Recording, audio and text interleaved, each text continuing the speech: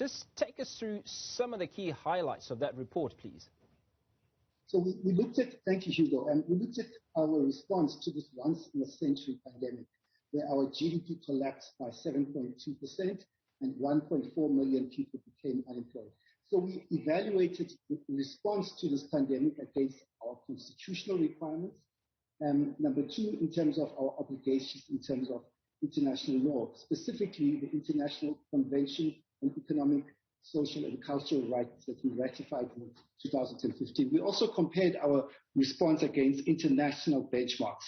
So to start with the response, you will remember that President Ramaphosa announced a 500 billion rand stimulus package in April 2020. But what we discovered, we went through the smoke and mirrors of this package, and we discovered that 75% of that package did not materialize. The actual real stimulus to the economy was 123.5 billion rands. So that is the first finding. And we compared that against the international global stimulus packages, which were $16 trillion in developed and developing countries.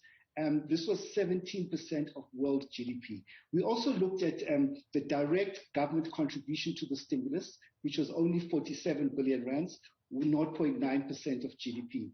By comparison, international stimulus packages were $10 trillion, 10.6% of GDP. So our stimulus package was very small compared to the stimulus packages in the rest of the world. Then we looked at our budget, and what we discovered, we focused on 4 areas of, you must remember that our constitution has got socio-economic rights, which are justiciable. So it means that you can take the government to court if they don't meet their constitutional obligations. So we looked at 4 particular ones: basic education, tertiary education, health, and social development. And we found that this austerity budget, it is not a so-called austerity budget, while other countries are injecting new money into the economy, ours is withdrawing 265 billion rands from the economy. So what we saw is that tertiary education has announced cuts of 25 billion rands over the next 3 years, which will impact on our constitutional obligations to expand access to tertiary education.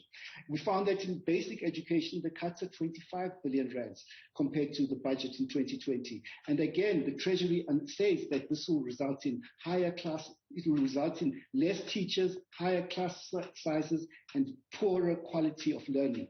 Then we looked at social grants. They will decline by 36 billion rands over the next 3 years. All the social grants will be seen below inflation increases over the next 3 years. And finally, we looked at health, where the government has announced cuts of 50.3 billion rands over the next 3 years. And now, what we also noticed is that there has been backsliding in terms of these economic, over the past decade, especially over the last 5-6 years, there's been backsliding in terms of the delivery of these socio-economic rights, especially in education and health. So then we start looking towards the conclusion as to maybe this is the time, the first time in post-apartheid history, where there can be a legal challenge against this harmful austerity budget. Maybe finally, before we let you go, you've obviously recommended, or civil society has recommended, alternative economic approaches. What are some of these alternatives? Well, we talked what the United Nations says. They said we must mobilize maximum available resources. They said we must change our economic policies. So what we are saying is that we must do what every major developing and developed country did, which was to spend your way out of the crisis. That's what happened in the rest of the world.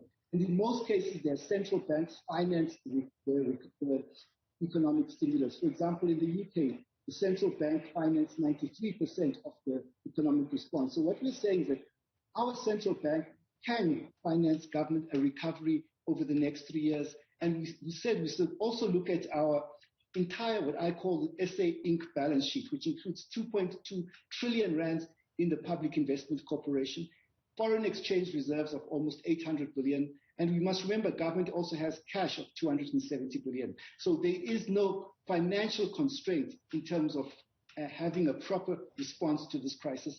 The other constraints that may exist relates to institutional constraints.